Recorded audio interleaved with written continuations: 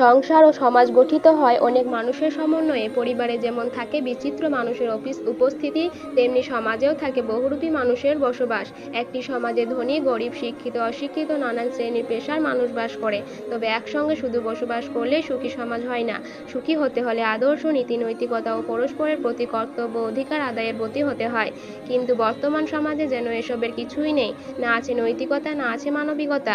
উল্টো পরস্পরের দূরত্ব ও বিচ্ছেদের টানাপোড়েন বিরাজ করে ঘুণে ধরা সমাজে। পাশের বাড়ির মানুষটি কেমন আছে, দুবেলা খেতে পাচ্ছে কিনা, এইটুকু খোঁজ খবর নেওয়ার মতো সময় যেন আমাদের নেই। সমাজের নারীদের যেন কোনো মূল্যই নেই, নেই কোনো সম্মান অধিকার। নারী নির্যাতন, উত্ত্যক্তকরণ প্রবণতা দিন দিন ভয়াবহ আকার ধারণ করছে। বাসাবাড়ি থেকে শুরু করে রাস্তাঘাট, অফিস আদালত, সর্বত্রই তাদের উত্ত্যক্ত ও নির্যাতন করা হচ্ছে। অথচ আমরাই নারী অধিকার ও নিরাপত্তা নিয়ে মঞ্চ গ্রহণ করছি, বক্তব্য দিচ্ছি। সম্পদ আর ক্ষমতার মোহে বেপরোয়া হয়ে উঠেছে কিছু মানুষ। দুর্বলদের প্রতি আঘাত, সংখ্যালঘুদের ওপর নির্যাতন যেন স্বাভাবিক বিষয় হয়ে দাঁড়িয়েছে। সভ্যতার সংঘাত এতটাই প্রকট হচ্ছে, মানবাধিকার শব্দটি যেন শুধু মুখের বুলি আওড়ানো ছাড়া আর কিছুই নয়। গরিবের প্রতি স্বৈরাচারী বাড়ছে, গরিবের হক মেরে আকাশ, ভবন আর সম্পদের পাহাড় গড়ছে কিছু অসাধু মানুষ। অথচ সেই গরিব মানুষটি দুই বেলা অন্ন জোগাতে হিমশিম খাচ্ছে। পেটের দায়ে যে ব্যক্তি চুরি করে তার বিচার করতে আমরা মহাব্যস্ত। অথচ সমাজের প্রভাবশালীরা যখন সাগর চুরি করে, তখন আমরা সেটা কৌশলে এড়িয়ে যাই। ক্ষুধার্ত পথ শিশুরা সাহায্যের জন্য ছুটে এলে তাদের প্রতি আমাদের কোনো ভ্রুক্ষেপ থাকে না। একজন অসহায় রিক্সা চালকের সঙ্গে 5 টাকার জন্য প্রচণ্ড দর কষাকষি করি। অথচ আমোদ ফুর্তি আর বিলাসিতায় সেই আমরাই অঢেল অর্থ করি, নষ্ট করি। পাশের মানুষটা যদি যশ খ্যাতি আর ধন সম্পদ আরও বেশি বেড়ে যায়, তখন আমরা হিংসাপরায়ণ হয়ে উঠি। কিভাবে তাকে দমানো যায়, তার ক্ষতিও হেয় প্রতিপন্ন করা যায়, সে নেশায় আমরা বুঁদ হয়ে পড়ি। অতি আধুনিকতার নামে আমরা অনেকেই নিজের শিকড় পর্যন্ত ভুলে যাই। যে মা বাবা নিজেদের সুখ বিসর্জন দিয়ে অসহনীয় কষ্ট করে সন্তান মানুষ করেছেন, সাফল্য এনে দিয়েছেন, দিন শেষে তাদের আমরা বোঝা মনে করি। যাদের ছাড়া আমাদের কোনো অস্তিত্বই ছিল না, তাদের আমরা চরমভাবে অবহেলা করে বসি। সমাজে আজ বৃদ্ধাশ্রমের সংখ্যা দিন দিন বেড়েই চলেছে। আমরা বাস্তবের চেয়ে ভার্চুয়াল জগৎকে প্রাধান্য দিতে শুরু করেছি।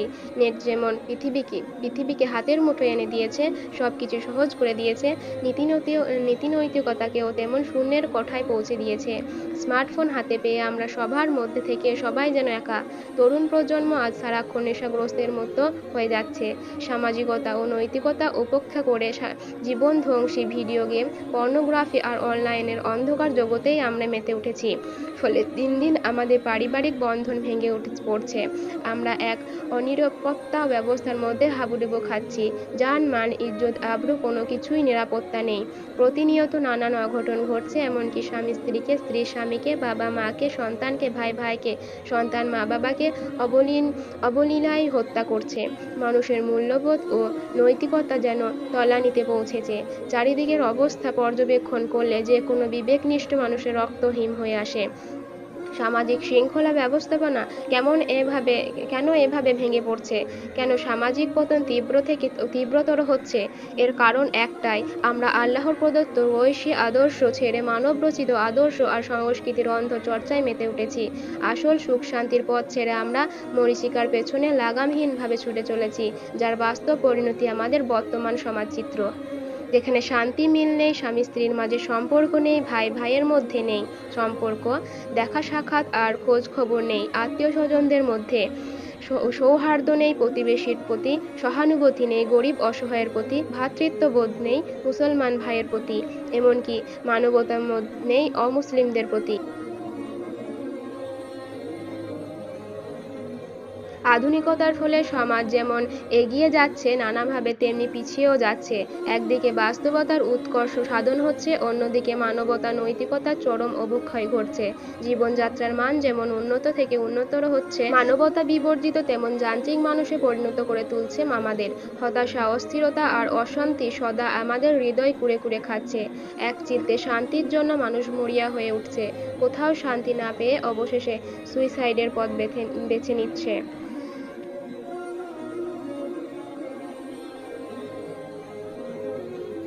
সমাজের এই বিভীষিকাময় অবস্থা থেকে উত্তরণের পথ খোদা প্রদত্ত জীবন ব্যবস্থাকে একমাত্র সংবিধান হিসেবে হৃদয়ের মণিকোঠায় স্থান দেওয়া এবং তার প্রেরিত রসূলের অনুপম চরিত্রকে একমাত্র আদর্শ হিসেবে মনে প্রাণে বিশ্বাস করা আর জীবনের পড়তে পড়তে তা বাস্তবায়নের ব্রতী হওয়া। যদি ব্যক্তি জীবন, পারিবারিক জীবন, সামাজিক জীবন এবং রাষ্ট্রীয় জীবনে আমরা ইসলামের আদর্শ বাস্তবায়ন করতে পারি, তাহলে জান, মান, ইজ্জত, আবরুর নিরাপত্তা নিয়ে শান্তিপূর্ণভাবে আমরা সমাজে বাস করতে পারবো, যেখানে প্রাণ খুলে নিঃশ্বাস নিতে পারবো, কোনো ভয়, ভীতি, সংখ্যা আর কোনো অরাজকতা বিরাজ করবে না। তখন একজন নারী দেশের এক প্রান্ত থেকে অন্য প্রান্ত নির্ভয়ে একা সফর করতে পারবে। তার মান, সম্মান আর সভ্রমহানির কোনো ভয় থাকবে না। একজন পথিক সঙ্গে অর্থ সম্পদ নিয়ে দিনে রাতে যেখানে ইচ্ছা চলে যেতে পারবে। তার জানমালের কোনো সংখ্যা থাকবে না। একজন গরিব অসহায় সমাজে আত্মসম্মান নিয়ে বসবাস করবে। কেউ তাকে অপমান করবে আর তুচ্ছ জ্ঞান করবে না। সমাজে শান্তি বিরাজ করবে। মর্ত্যলোকে স্বর্গীয় শান্তি নেমে আসবে। একজন সুখী সমাজ বিনির্মাণ করে বিশ্ববাসীকে দেখিয়ে গেছেন রাসূল সাল্লাল্লাহু আলাইহি ওয়াসাল্লাম। আসুন সুখী সমাজ বিনির্মাণের প্রত্যয়ে আমরা রাসূলের রেখে যাওয়া সেই আদর্শ ধারাবাহিকভাবে জানি এবং জীবনে বাস্তবায়ন করি। অবশ্যই আপনাদের যদি এই ভিডিওটা মনে ভালো লেগে থাকে তাহলে অবশ্যই একটা লাইক, কমেন্ট এবং সাবস্ক্রাইব করে আমাদের পাশে থাকবেন।